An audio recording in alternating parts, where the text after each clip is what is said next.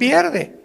Porque los que creen que se pierde la salvación tienen solamente 5 pasajes en todo el Nuevo Testamento que parece, leyéndolos, parece que se pierde la salvación, contra más de 175 pasajes que nos enseñan que es imposible perder la salvación.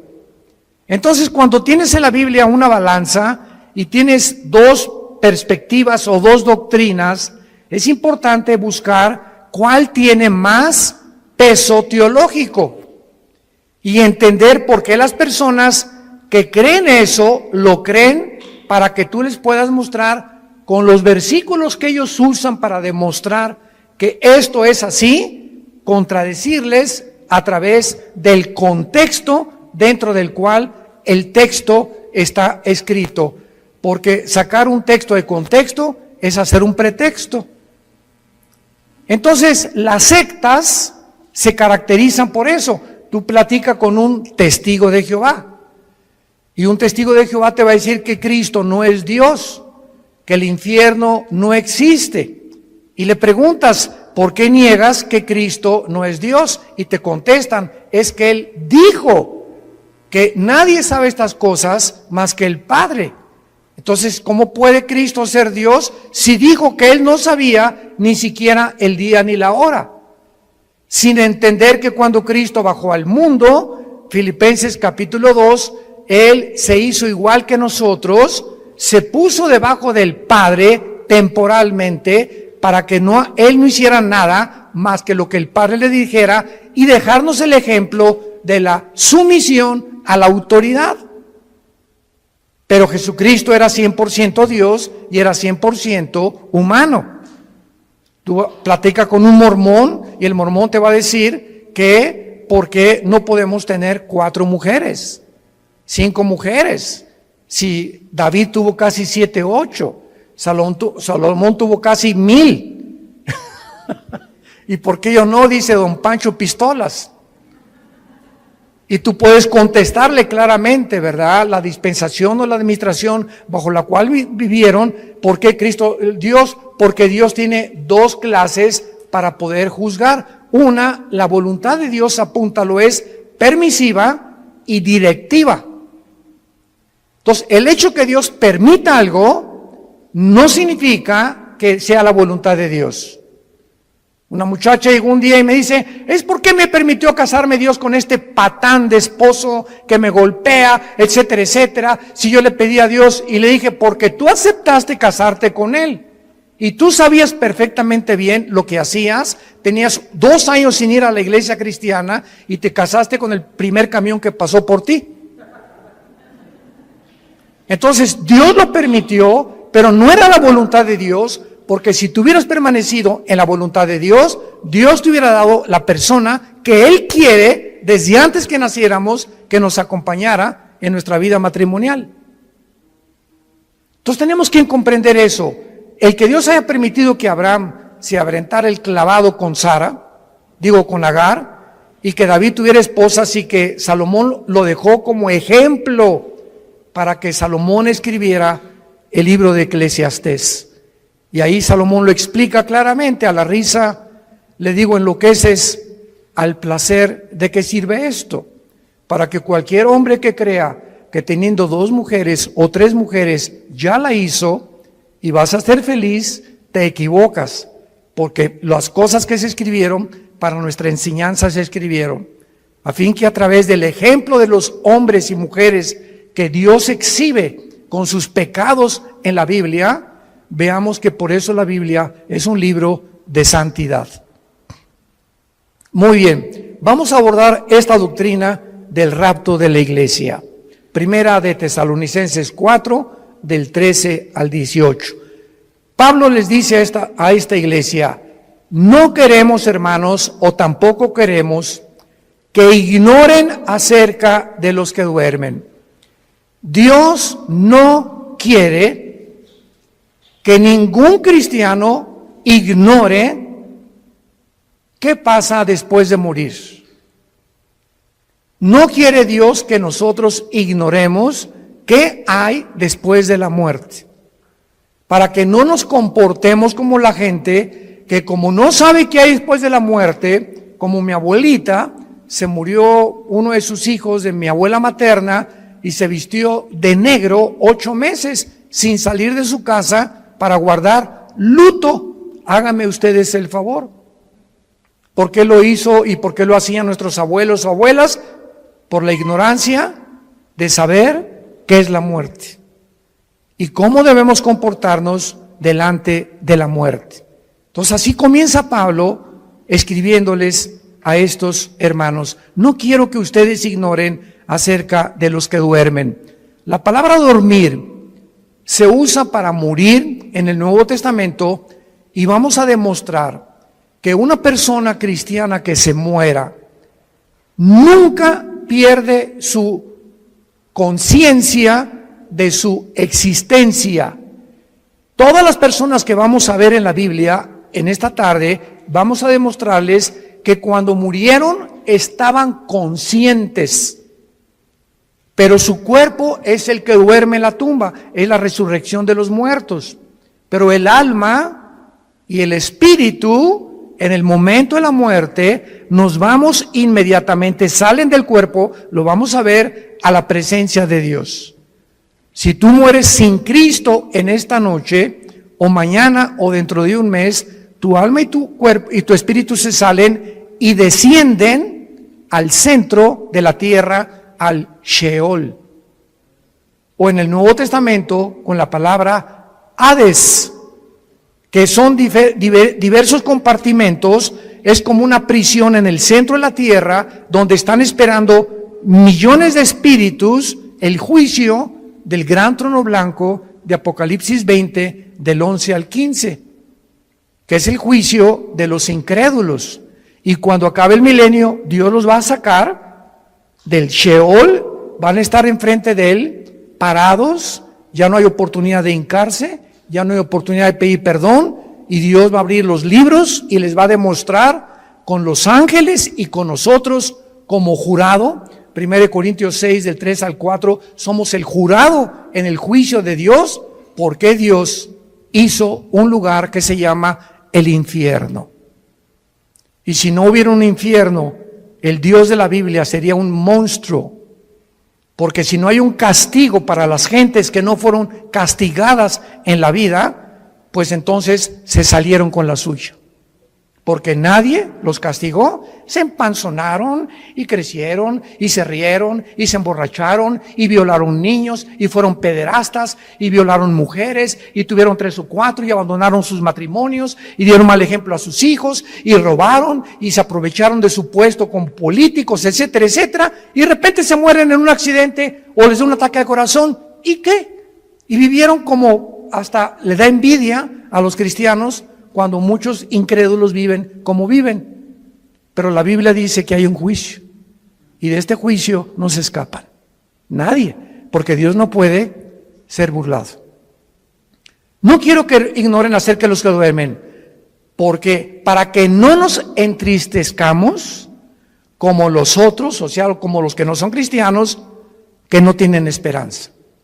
Entonces, cuando se muere un cristiano, hay lágrimas, y nunca te aguantes. Ahora está demostrado psicológica y neurológicamente que cuando una persona reprime sus emociones, algo sucede que comienzas a descomponerte emocional y mentalmente. Y puedes llegar a depresiones gravísimas. Entonces, Dios nos dio la capacidad de llorar. Y si alguien se murió, no te aguantes, llora. Y desahógate todo lo que puedas, no te aguantes cuando tienes ganas de llorar, llora. Pero al mismo tiempo que lloramos, hay una compensación de saber que mi primo, mi hermano, mi papá está en un lugar muchísimo mejor que si se hubiera quedado en Querétaro. Está feliz con el pandero, si fue cristiano, etcétera, etcétera. Y hay una tristeza porque es un ser que ya no nos vamos a volver a ver. Como dijo el hermano Luis Palau, hace unos meses que acaba de morir de cáncer, grabó un video que me atravesó el corazón. Y Luis Palau dijo antes de morir, semanas antes de cáncer, yo quisiera que toda mi familia se fueran en el mismo avión conmigo. Así lo dijo, en el mismo avión. Pero yo me voy adelantando y me van a alcanzar después en otro avión ellos. Pero estoy contento porque voy y sé a dónde voy. Porque sé que me está esperando Jesucristo. Y el momento que cierre mis ojos y que mi alma salga, me olvido de todo y descanso verdaderamente por toda la eternidad. Entonces, este pensamiento lo trajo Jesucristo, porque tenemos esperanza. Entonces, Dios no quiere que vivas como los que no tienen esperanza, que le lloran a sus muertos 6 meses, 1 año, 2 años de luto. Esto es absurdo y ridículo para un cristiano. Versículo 14, porque si creemos, vean el sí condicional. Si realmente tú crees que Jesús murió y resucitó, así también, vean con mucha atención esto, así también traerá Dios con Jesús a quienes. Cuando Jesús venga en el arrebatamiento, si tú mueres hoy en la noche o yo muero hoy en la noche como cristianos y no ha venido el arrebatamiento, que vamos a hablar más adelante, nos vamos al cielo y cuando venga Jesús, que no va a poner sus pies en la tierra en el rapto, va a ser en el cielo y vamos a venir con Él los que hemos muerto en Cristo, de Pentecostés a nuestros días. Porque los santos del Antiguo Testamento resucitan después de la tribulación. Entonces hay varias resurrecciones, como dice 1 Corintios 15, 22 al 28, que lo vamos a ver más tarde. Entonces, cuando venga Cristo, traerá con Jesús a los que durmieron con Él. Esto implica que los muertos ya están con Jesús, no están en el cementerio. Ya están con Jesús los muertos, no están en el cementerio. Como el cuento de el Día de Muertos en México, ¿no? Que estaba la India María en el cementerio con una olla de mole. Y llegó la señora Pompidou con un ramo de flores. Y entró la señora Pompidou al cementerio con su ramo de flores así. India bruta, le dice, ¿cuándo crees que tu muertito se va a comer el mole? Y le contestó la India María, cuando venga el suyo por las flores. O sea, tanto los ignorantes como los de la clase alta cometen el mismo error que se llama paganismo. Cuando nosotros enterramos a alguien, un cristiano no regresa nunca al cementerio, porque no hay nada más que huesos y lagartijas. Y pararte enfrente de una tumba o de un monumento de una tumba, ¿verdad?, es por ignorancia, porque de alguna manera queremos seguir teniendo contacto con eso y, ay, mi chole, ¿verdad? Y perdóname que te haya hecho lo que te haya hecho, ¿verdad? Y perdóname, mi chole. Y comenzamos a hablar con el muertito, con la muertita, y él no está ahí. Ni se va a comer el mole, ni va a salir por las flores. Entonces, todas esas costumbres han sido arrastradas por ignorar qué hay después de la muerte. Y Jesús vino a abrirnos los ojos y el entendimiento para que vivamos con una vida de la verdad y del conocimiento. Versículo 15, por lo cual, entramos en materia, os decimos esto en palabra del Señor. O sea, Jesús le reveló a Pablo lo que vamos a leer. Que nosotros que vivimos, que habremos quedado hasta la venida del Señor, no precederemos a los que durmieron, porque el Señor mismo, con voz de mando, con voz de arcángel y con trompeta de Dios, descenderá del cielo, y los muertos en Cristo resucitarán primero. Luego nosotros, los que vivimos, los que hayamos quedado, seremos, apunta la palabra en tu Biblia, arpazo, tal como suena con Z, arpazo. como el arpazo de un tigre o el de un león que hace esto para arrebatar la carne. Y esta palabra se tradujo arrebatados y significa ser sacado o quitado del medio súbitamente. Por eso se llama rapto, viene del latín raptarus. Entonces, usar arrebatamiento o el rapto de la iglesia son palabras sinónimas, pero se tradujo arrebatados. Y es la palabra arpazo, que se traduce ser quitado, es cuando alguien rapta a alguien, viene y lo quitan y lo suben a un coche, ¿verdad? Súbitamente de repente y te inmovilizan y te desaparecen. Por eso se llama que seremos raptados. De repente, millones de personas en el mundo van a encontrar la ropa tirada en el suelo. Todos los bebés van a desaparecer del planeta Tierra y los niños menores de edad hijos de los cristianos. Aviones van a chocar porque los pilotos chocaron, porque desaparecieron los pilotos. Los congestionamientos de tráfico en las carreteras van a ser espantosos por tantos choferes que desaparecieron de sus trailers, de sus carros y tuvieron que chocar. Va a haber un congestionamiento impresionante en los medios de comunicación, tratando todos de poder investigar qué sucedió. ¿Qué pasó? ¿Quién se llevó a millones de personas del planeta Tierra? ¿Qué creen ustedes que el mundo va a contestar?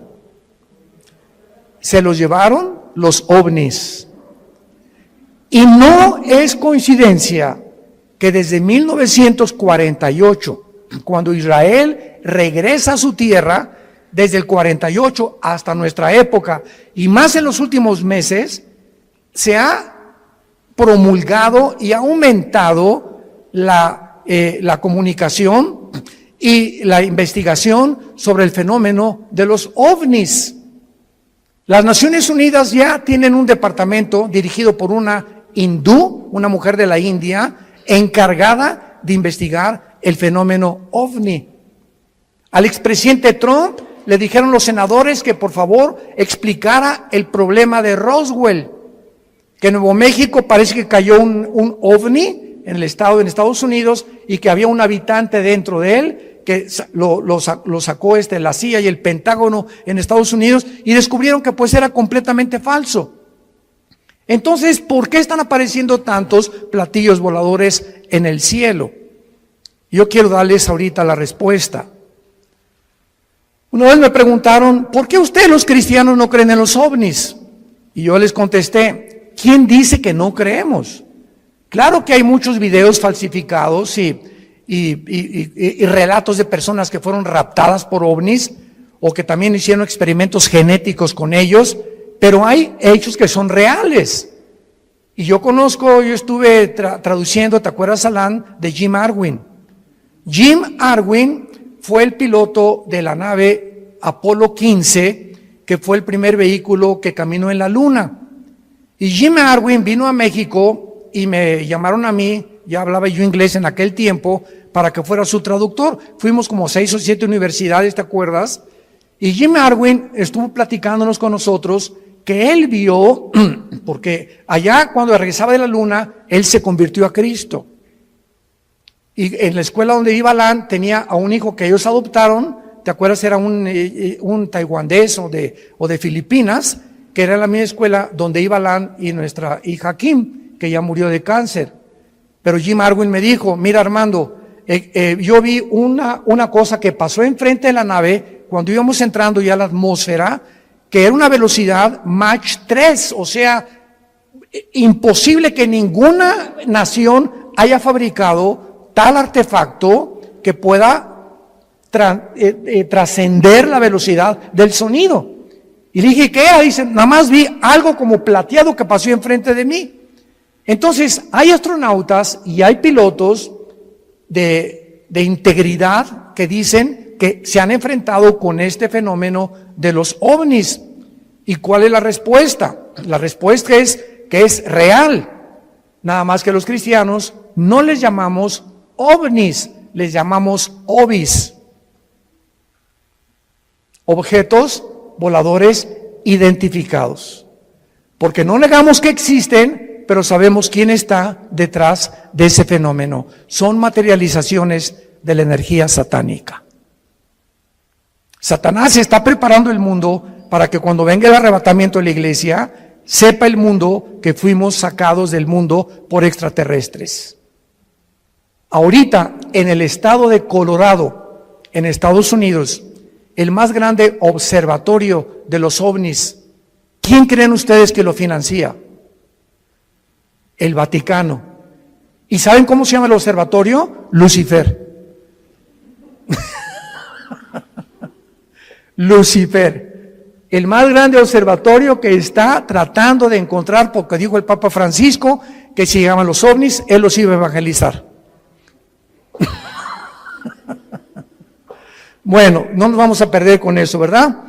Pero vamos a explicar esto claramente. Dice el versículo 5 que cuando Jesucristo venga en el rapto, va a haber una generación de cristianos vivos. Dios quiera que seamos nosotros. Muy bien. Y dice el versículo 16 que cuando Él venga, viene con voz de mando que solamente lo vamos a oír nosotros. Viene con el arcángel Miguel, que es el comandante en jefe de la nación de Israel. Y también dice la Biblia que vendrá con una trompeta. Y esta trompeta no es la última trompeta del capítulo 14 Apocalipsis, porque las trompetas del Apocalipsis son de juicio. Y la trompeta que se va a usar aquí es para llamarnos a nosotros. Vamos a oír como un shofar. Porque en el libro de los Números, en el Antiguo Testamento, cuando acampaban, usaban 2 trompetas. Entonces en el desierto eran 2 millones de personas. ¿Y cómo podía Moisés decirles, mándeles un Twitter a los que se encuentran como a 1 kilómetro acampados, porque necesito tener una reunión mañana en Zoom con ellos?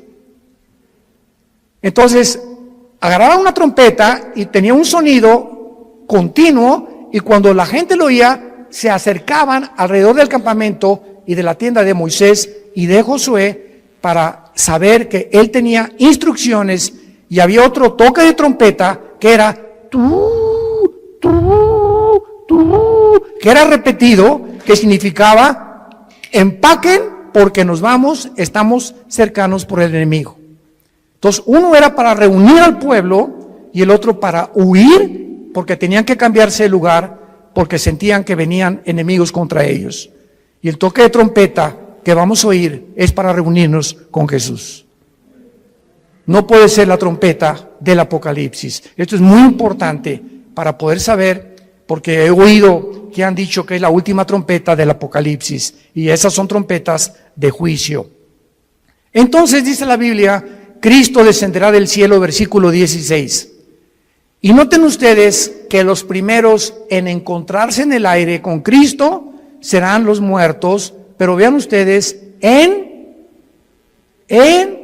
Cristo. O sea, desde Pentecostés hasta nuestros días se formó la iglesia. La iglesia no existía en el Antiguo Testamento, no existía en los evangelios. Fue cuando en Pentecostés, bajo el Espíritu Santo, que se formó el cuerpo de Cristo.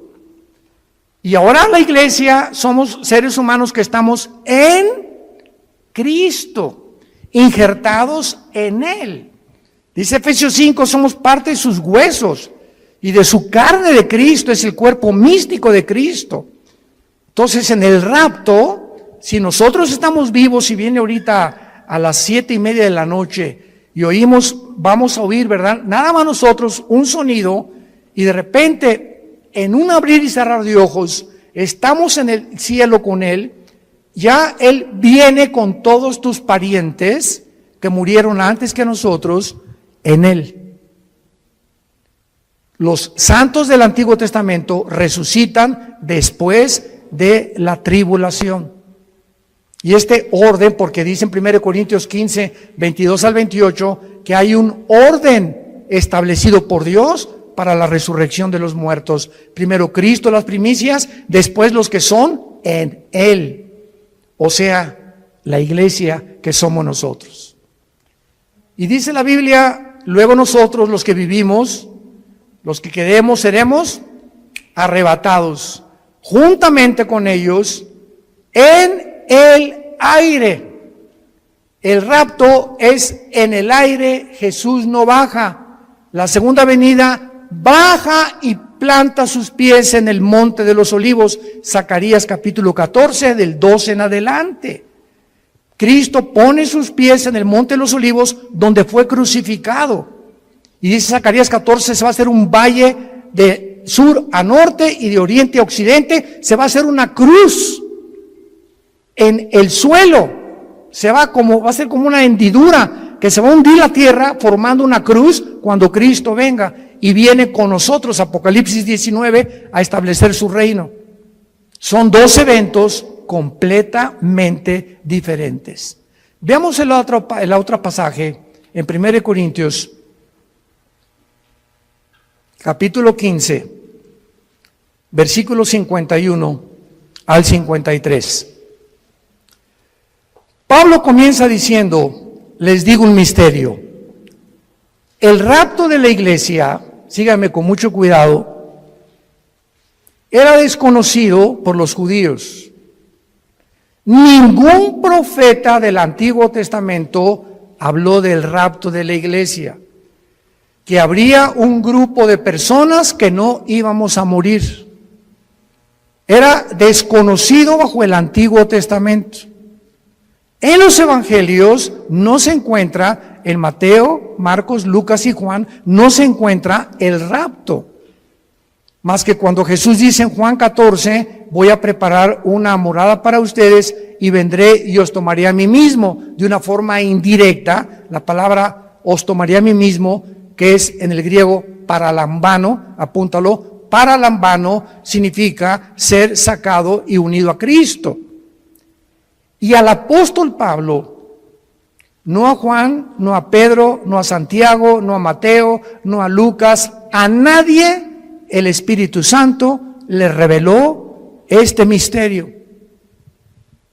Entonces estaba escondido, era un secreto que Dios tenía guardado para nosotros, los que pertenecemos a la iglesia. Y se lo revela al apóstol Pablo. Les voy a decir un misterio, dice Pablo. ¿Cuál es este misterio? Que no todos vamos a morir, pero todos vamos a ser transformados. Cuando venga el arrebatamiento estamos vivos en milésimas en un parpadeo de ojos. Mi cuerpo, tu cuerpo es transformado a la semejanza del cuerpo con el cual Cristo resucitó. Porque si me preguntan, ¿cómo va a ser nuestro cuerpo? ¿Me voy a parecer a John Travolta? ¿Me parecería a Madonna cuando resucite? Y tenemos curiosidad de cómo va a ser nuestro cuerpo, ¿verdad? Lo vamos a ver ahorita con mucho detalle, porque la Biblia nos dice cómo va a ser nuestro cuerpo. Entonces, este misterio es que habría una generación de cristianos que no vamos a saber lo que es morir. No vamos a atravesar el túnel que atraviesan, como decía David le llamó el camino de todos los hombres. Pablo le dice abandonar este cuerpo. Entonces, este misterio fue revelado al apóstol Pablo y dice el versículo 52 explicándonos cómo va a suceder. En un momento, en un abrir y cerrar de ojos, a la final trompeta, porque se tocará la trompeta y los muertos serán resucitados incorruptible y nosotros transformados, porque es necesario que esto corruptible se vista de incorrupción y esto mortal se vista de inmortalidad. Muy bien, ahora vamos a demostrar a continuación claramente en la Biblia que lo que enseñan los testigos de Jehová y los mormones es una grande equivocación, que los muertos están dormidos y que no hay conciencia después de la muerte hasta la resurrección. Vayamos primero a Génesis capítulo 35 en el Antiguo Testamento. Esto es maravilloso. La Biblia es preciosa. No hay nada perverso en ella. Todas ellas, las palabras de Dios, son rectas al que entiende y razonables a los que han alcanzado la sabiduría. Dice Proverbios 8 del 4 al 8. Vean ustedes Génesis 35 versículo 18. Pon una lupa o un microscopio para lo que vamos a leer. Aconteció que al salírsele, apúntalo, Nepesh. Nepesh con SH al final. Es la palabra hebrea para alma. Al salírsele, el Nepesh o el alma murió. Desgraciadamente, hay una traducción de la Biblia que se llama la Nueva Versión Internacional. Yo no se la recomiendo a nadie. Y si tú lees este versículo en esta versión de la Biblia, dice, aconteció que suspiró. ¿Y qué es un suspiro? O sea, no explica nada, ¿no? Porque no nos revela la parte que forma el cuerpo humano, que es el alma. Vamos a ver cuál es la otra parte del cuerpo humano. Y cuando dice la Biblia, Nepesh, si lo quieres apuntar, el alma es el centro de la mente, las emociones, la voluntad y los sentimientos. Eso es el alma. Y que en otras partes del Antiguo Testamento se traduce como el corazón. Del corazón salen las malas palabras, del corazón sale esto, del corazón aquello, perverso y engañoso el corazón, Jeremías 17:9, y cuando dice perverso y engañoso el corazón, perverso y engañosos son nuestros sentimientos. Perversos y engañosos son nuestras emociones. Perverso y engañoso es nuestra voluntad y nuestro intelecto. Nacimos torcidos. Qué peligroso es que confiemos en nuestros sentimientos y en nuestras emociones cuando no están bajo el control del Espíritu Santo. Ay, hermano, me voy a casar. Sí, qué bueno que te vas a casar, Conchita. Es que está re guapo, se parece a Rambo. ¿Y te vas a casar por el físico? No, voy a casar porque que te linda, y está muy bonita. ¿Y te vas a casar por el físico o realmente ya tienes un tiempo conociendo el corazón de esa persona, su carácter, cómo reacciona a diferentes cosas, caminar con Cristo? Porque el matrimonio es para dos discípulos. El matrimonio es para dos discípulos de Jesús. Porque si te casas y eres cristiano con una que no es cristiana o uno que no es cristiano, ¿qué va a pasar? Es como atar en el arado, en el campo, a un buey con un burro. Entonces el buey jala para acá y el burro jala para allá. Para arar el arado se necesitan dos bueyes. No estoy diciendo que seas buey. Y son palabras bíblicas, ¿eh? Entonces, por eso están unidos para arar con un yugo los dos, y el yugo del matrimonio es Cristo. Entonces, si los dos no están y Cristo no está en medio, cordón de tres dobleces es difícil de romperse, dice Eclesiastés capítulo 4. Por eso es tan importante entender que el matrimonio es para discípulos. Aconteció que al salírsele el alma, murió. Al morir, ¿qué se sale de nosotros? Se sale el alma. Ahora el versículo 29 del mismo capítulo. Y exhaló Isaac el Roach. Así como suena, se pronuncia la CH en hebreo como J, Roach. Se le salió y se traduce espíritu. Y el espíritu es la parte inmaterial a través de la cual conocemos, adoramos y servimos a Dios. Adoramos en espíritu, servimos en espíritu y seguimos en espíritu al Creador. Y hasta que el espíritu entra a nuestra vida y renace y resucita el espíritu muerto con el cual nacemos, no podemos servir a Dios. Y hay cristianos que sirven a Dios sin el Espíritu. ¿Sabían eso? Sirven a Dios en la carne. Predican, enseñan, hacen, pero la motivación por lo cual hacen todo lo que hacen no es para Él. Es o para ser vistos, o para ser recompensados, o por muchas otras intenciones. Y lo encuentran en Apocalipsis 2, del 1 al 4, con la iglesia de Éfeso. ¿Se acuerdan de esta iglesia? Que le dice Cristo: yo conozco tus obras, has tenido paciencia, has probado los que son apóstoles y son mentirosos, has tenido esto y el otro, y en ese momento, Señor, gracias. Hasta que me reconoces, Señor. Con cualquiera de estas cosas que Cristo está alabando, se sentiría uno orgulloso, ¿verdad? Pero dice Cristo, pero, hay un pero, ¿cuál es, Señor, el pero? Que tengo contra ti que has perdido tu primer amor. O sea, todas estas cosas que Cristo alabó son buenas, pero lo estaban haciendo sin amor a Él. La carne es bien consagrada. Se llama la religiosidad. Y son de esos hermanos que, ¿y por qué el hermano se tatuó? ¿Y por qué trae el pelo largo? ¿Y por qué trae ese vestido tan caro, la hermana? ¿Y por qué el otro parece china poblana? ¿Y por qué esto y por qué el otro? ¿Y por qué se ponen aretes? ¿Y por qué celebran la Navidad? Dios mío, santo, no sé a qué virgen invocar. Que no hay ninguna, ¿verdad? Pero Jesús, María y José y el burrito que los acompaña. Es increíble que estén continuamente tratando de ver que el cristianismo es a través de cómo te vistes, de si estás tatuado. Una vez me dijo un señor, ¿ya viste ese hermano que está tatuado? Y le dije, es peor la panza de Santa Claus que tienes tú.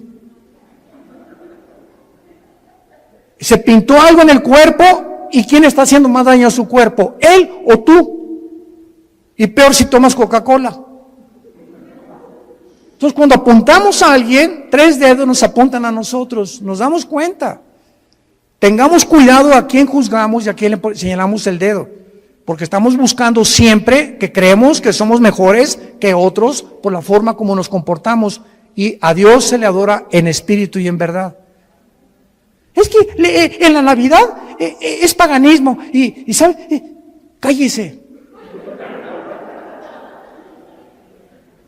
Mi esposa le pone el árbol de Navidad más lindo que hay con esferas y estamos en Navidad. Jingle bells, noche de paz, contentos, alegres. Pero hoy, hermanos, no pusieron árbol, no pusieron nada y con sujeta.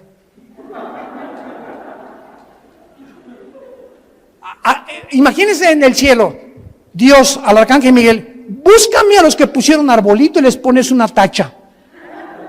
¿Se imaginan ustedes que así Dios calificara la vida espiritual de nosotros? Los que pusieron y los que no pusieron, los que toman vino y los que no toman vino, los que están tatuados y los que no están tatuados. Dios ve el corazón.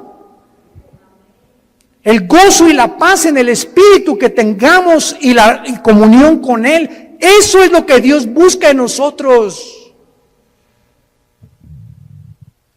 Ahora veamos en Filipenses capítulo 3, ya que hemos visto que al morir se sale el espíritu y el alma, no estamos dormidos. ¿Cómo será nuestro cuerpo cuando nosotros resucitemos? Dice Filipenses capítulo 3 con muchísima claridad, y tal vez muchos lo han leído antes, pero noten ustedes con los detalles que Dios nos da. Filipenses 3, 20 y 21. Mas nuestra ciudadanía está en los cielos, de donde también esperamos. Esta es nuestra esperanza. Estamos esperando no al anticristo, estamos esperando a Jesús, al Salvador, al Señor Jesucristo, el cual transformará el cuerpo de la humillación nuestra para que sea semejante ¿a quién? Para que sea nuestro cuerpo igual ¿a quién? Al cuerpo con que Cristo resucitó. Muy bien, ya tenemos una pieza clave para saber que cuando resucitemos, nuestro cuerpo tendrá las características que tenía Cristo cuando Él resucitó. Muy bien, ¿cuáles características tenía Cristo cuando Él resucitó? Número 1, cuando Jesús estaba abriendo sus brazos en la cruz, los romanos tenían la orden, y era de pena de muerte, de asegurarse que el crucificado, antes de que lo bajaran, estuviera muerto. Y como muchas veces se desmayaban por el dolor, lo podían bajar creyendo que estaba muerto. No hay las pruebas clínicas que hay en el siglo XXI para mostrar que una persona está muerta. Entonces lo que hacían los romanos era romperles los meniscos con un mazo grandísimo en las rodillas, los meniscos de las rodillas. Entonces el crucificado tendría que caer y asfixiarse, y si no estaba muerto, moría por asfixia. Y entonces así se aseguraban de que la persona estaba muerta. Pero estaba escrito en Deuteronomio que a Jesús no lo romperían los huesos. Y cuando se acercó un soldado a Cristo para romperle los huesos, un centurión romano le ha haber dicho al soldado: detente, yo voy a hacerlo de otra manera. Agarró una lanza y lo atravesó de la izquierda a la derecha, todo el diafragma y el corazón de lado a lado, para asegurarse que estaba muerto. Y el apóstol Juan en el Evangelio escribe esto: vi salir, porque él estaba en la cruz con María su madre y con María Magdalena, son los únicos que estaban en la cruz, y otra mujer, vi salir una gota de agua mezclada con sangre. Esto lo escribió Juan hace 2000 años. Y la cardiología moderna, un cardiólogo te da testimonio y te da evidencia que cuando se mezcla el agua con la sangre, implica la rotura del pericardio. ¿Qué es el pericardio? Es una capa que envuelve el corazón, y cuando se rompe, produce un derramamiento de agua mezclada con sangre, lo que implica que cuando Jesús fue atravesado con la lanza, ya estaba muerto. Y ahora quiero hacerles una pregunta a todos ustedes, que me encanta hacérselas, sobre todo a los teólogos, aquí a los calvinistas y a los arminianos, y yo que aquí, que se me diga, a ver. ¿De qué murió Cristo?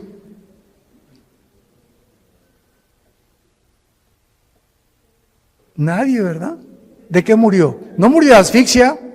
Cuando lo atravesaron la lanza ya estaba muerto. ¿De qué murió? El Salmo 22, ya lo contestaron. Ya ha visto uno de mis videos. En el Salmo 22, 1000 años antes de que Cristo fuera crucificado, antes de que ni siquiera se practicara la crucifixión. Increíble. David escribe: Dios mío, ¿por qué me has desamparado? Comienza David a escribir 1000 años antes lo que Jesús pronunció en la cruz, y lo que Jesús desde la cruz, como si David se hubiera adelantado al futuro, se hubiera metido en la cruz de Cristo y él estuviera viendo lo que Cristo vio desde la cruz. Esto es impresionante. Y más adelante David escribe: horadaron mis manos y mis pies, y mi corazón fue como la cera. Cristo murió en el momento que tus pecados y mis pecados fueron puestos sobre su cuerpo, rompieron su corazón. Murió de dolor moral. No soportó llevar en la cruz nuestros pecados, y fueron nuestros pecados los que produjeron su muerte. Y 700 años antes de que él muriera, el profeta Isaías, capítulo 53, escribió: despreciado y desechado entre los hombres, varón de dolores, escondimos del rostro, fue menospreciado, no le estimamos, molido fue por nuestros pecados y completamente deshecho por todo lo que nosotros hicimos. Qué increíble que Isaías haya escrito eso, que fue el pecado lo que mató a Jesucristo. y que el Padre haya permitido que su Hijo fuera crucificado, maltratado, despedazado.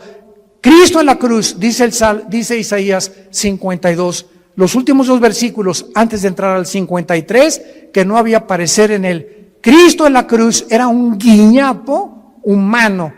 Nadie reconocía, estaba deformado de los golpes, de los latigazos, de la sangre que le corría por su rostro. No tenía los tejidos subcutáneos, los tenía completamente abiertos, del látigo de 9 colas que tenían puntas de hueso con acero, y los romanos lo envolvían, y el látigo le daba 4 veces, y cuando jalaban el látigo desgarraba todos los tejidos subcutáneos del pecho y de la espalda. Cuando él estaba en la cruz era un guiñapo humano. Cristo en la cruz era un monstruo. ¿Por qué? Porque eso es lo que hace el pecado, nos hace monstruos. El pecado nos deforma. El pecado hace y tuerce lo que es la imagen de Dios en nosotros. Y el cristiano tiene que proyectar la santidad. El cristiano tiene que proyectar el gozo, la paz del Señor. Y tú lo puedes ver en amigos tuyos o en personas que no son cristianas. Ve la mirada que tienen. Será. La lámpara de nuestro cuerpo son los ojos. Pero Cristo muere de esa manera para que Dios nos recordara el tiempo en que nosotros tenemos que estar conscientes de lo que el pecado nos hace en nuestra vida. Y vayamos en penúltimo lugar, Apocalipsis capítulo 6.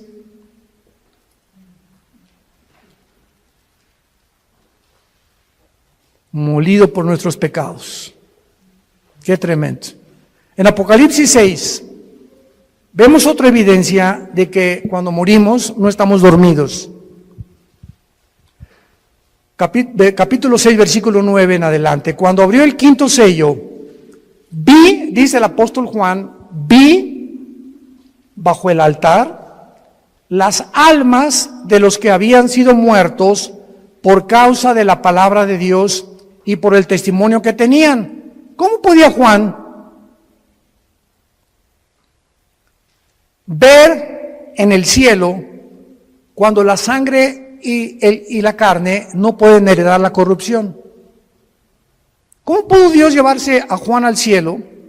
¿Cómo pudo en 2 Corintios 12 llevarse Dios a Pablo al cielo cuando nuestro cuerpo nos impide estar en otra dimensión donde todo es santidad y perfección? Lo corrompible no puede heredar la incorrupción, ya lo vimos. Bueno, la respuesta es que Juan estaba durante el tiempo de la tribulación en el Espíritu en el cielo. Y esto nos muestra que aparte de los ojos físicos que tenemos, porque cuando alguien está muerto, vienen los gusanos y nos comen el cerebro, ¿verdad? Nos comen los ojos en la tumba, nos comen las orejas y queda el puro esqueleto ahí tirado en el cementerio. Sin embargo, en la otra vida tenemos ojos, tenemos oídos y tenemos otro cuerpo. Y los ojos que vamos a tener en la otra vida, ya los tenemos en esta vida y se llaman los ojos espirituales, que estamos entrenando para ver la Biblia. Si tú vienes a la Biblia con tus ojos carnales, sin antes orar ni limpiar tu vida, Dios no va a permitir que veas nada de revelación, ni el Espíritu Santo te va a descubrir las cosas profundas que se encuentran en la Biblia. Porque los puros de corazón verán a Dios, nada más. No podemos acercarnos a Dios con un corazón sucio y con una mente inmunda. Entonces, qué increíble, ¿verdad? Que la Biblia pueda mencionar que podamos mantener la existencia y la conciencia de la existencia. Y esto nos prueba otra cosa tremenda que hoy en la comida mi esposa y yo, platicando con unos dentistas en casa de Alán, nos compartieron, ¿verdad?, de lo que está descubriendo en el mundo de la medicina, de las vibraciones, etcétera, etcétera. Tú sabes que nosotros cuando soñamos, ¿no es la mente la que produce los sueños? Tú sabes que los pensamientos no se forman en el cerebro, Los pensamientos y los sueños están en el área de la dimensión espiritual. Y una cosa es el cerebro y otra cosa son los pensamientos. Porque cuando tú mueras, tu cerebro se queda con los gusanos, alimento de los gusanos, y en la otra vida vas a recordar quién eres. Pero ¿cómo si tu cerebro ya no lo tienes? Ya se lo comieron los gusanos. Esto nos demuestra claramente que la conciencia no está en el cerebro, los pensamientos no están en el cerebro. El cerebro no es un órgano como el hígado que produce la bilis y los intestinos, los jugos gástricos, etcétera, etcétera. Pero el cerebro es solamente un órgano, pero no forma parte de la vida espiritual. Y cuando la Biblia dice, renovaos en vuestra mente, no dice en el griego en el cerebro, dice en vuestra mente, y la mente es el alma. ¿Están aprendiendo algo? Juan está en el cielo y ve las almas de los muertos. No estaban dormidos. Y Juan, versículo 10, los oye que los muertos tenían cuerdas vocales en la otra vida. Las que tenemos aquí, los gusanos se las comieron. Y en la otra vida Juan oye que clamaban a gran voz, oyó que estaban junto a Dios y le estaban preguntando a Dios, ¿hasta cuándo, Señor, santo y verdadero, no juzgas y vengas nuestra sangre en los que moran en la tierra? ¿Qué fue lo que Juan oyó que estaban diciendo estos muertos en el cielo? Que estaban muertos en su cuerpo, pero conscientes de existencia en la otra vida, espiritualmente hablando. ¿Estaban pidiendo venganza? Estaban pidiendo justicia. Ahora, fíjense qué importante es esto. En el cielo, los que están ahorita en el cielo, están conscientes de muchas cosas que pasan en la tierra, como nos los demuestra este versículo, porque más adelante se les dice que se esperen hasta que mueran los demás que el anticristo va a matar. Y estos muertos que están en el cielo están conscientes que la justicia no se ha hecho y están gritando a Dios, ¿hasta cuándo? Y es el grito de nosotros en el siglo XXI. Señor, ¿cuándo vas a acabar con tanta violencia, con tantos pederastas, con tantos políticos corruptos, con tanto robo, con tanto asalto, con tanta violación, con tantos violadores de niños? Señor, ¿cuándo va a acabar todo esto con tanta enfermedad, con tanto cáncer, con tantos virus? Estamos aquí en la tierra gritándole a Dios, ¿hasta cuándo? Y Dios quiere que nosotros oremos y le digamos a Dios esta oración. Por eso Dios nos las dejó, porque cuando oye Dios el clamor de nosotros, escúchenme esto con mucho cuidado, cuando Dios oye el clamor de nosotros, Dios puede adelantar la venida de Jesús.